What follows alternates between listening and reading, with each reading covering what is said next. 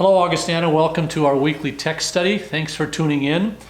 The preaching text for Sunday is from 2 Corinthians chapter 9, verses 10 through 15.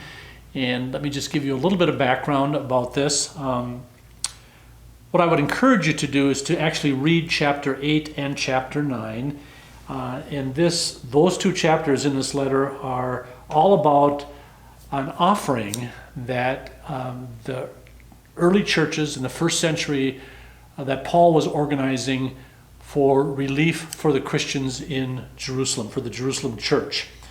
And it's quite interesting where Paul lays out a really beautiful and biblical theological, a biblical theology of stewardship in these two chapters, and even talks about how they're going to administer the gift, how they're going to receive the gift, and collect it, and it's I think it's quite interesting actually, and I would encourage you actually to read both chapters.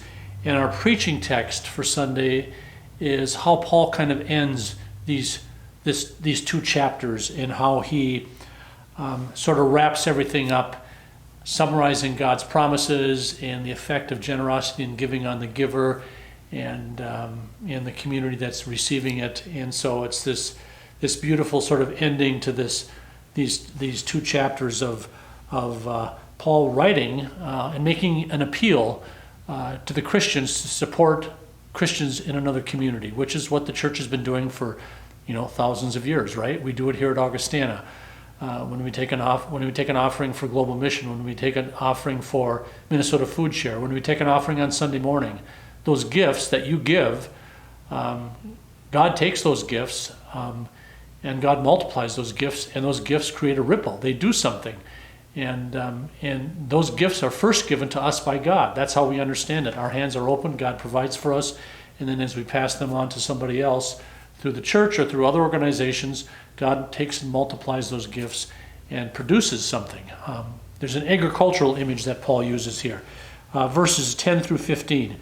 Paul says, referring to God, he who supplies seed for the sower and bread for food will supply and multiply your seed for sowing and increase the harvest of your righteousness. In other words, God will supply you with what you need. And then God will multiply your seed, whatever God gives to you, as you sow it, as you give it away, and as it produces fruit in other areas. And then in the act of that giving, in the act of sowing what God has first given to you by giving it away, God increases the harvest of your righteousness. That's the benefit to you, a strengthening of your relationship with God, your understanding of who you are as a child of God, and of your relationship with God, and the joy that that brings. God promises to increase the harvest of your righteousness. And then Paul says, you will be enriched in every way for your great generosity, which will produce thanksgiving to God through us.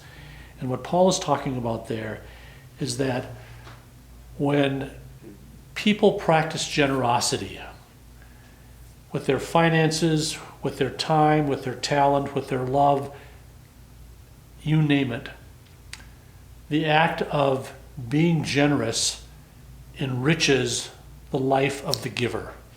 It changes the giver.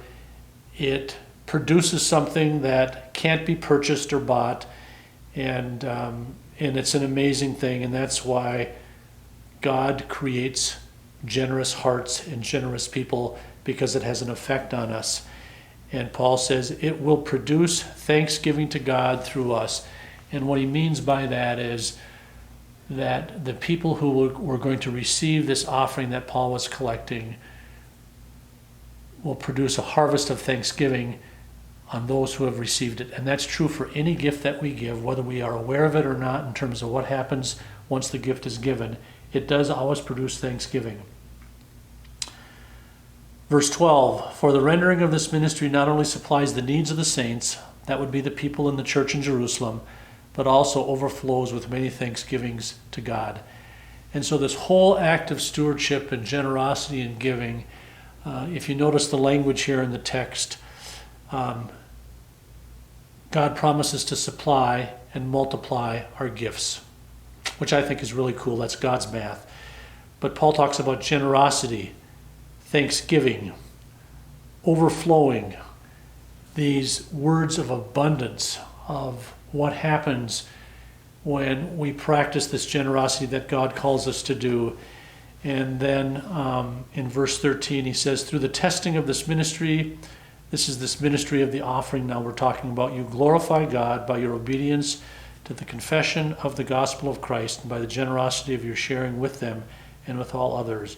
In other words, being a generous Christian is a confession of faith. It's an expression of the gospel of Jesus Christ. And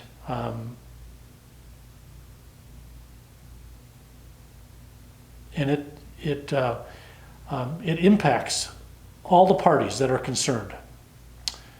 And then he says at the end in verse 14, while they long for you and pray for you, these would be the Christians in Jerusalem now, the church in Jerusalem, while they long for you and pray for you because of the surpassing grace of God that he has given you. And then he ends the chapter in these two chapters with the only way he could end him. He says, thanks be to God for his indescribable gift.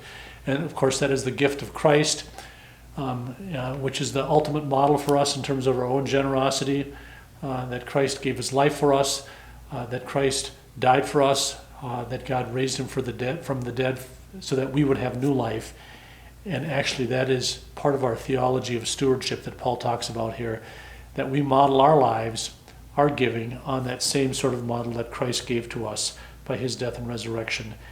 And all giving, all generosity, all the supplying and the multiplying that God does in our lives and in our churches and through us and in us, the only thing we can say is thanks be to God for this indescribable gift and the privilege it is to be part of God's church, to be a steward of all that God has given to us as we share that with open hands and with open hearts in and through our churches and to the world. And that is something to say, thanks be to God for and with. So thanks for tuning in. I'll look forward to seeing you in worship.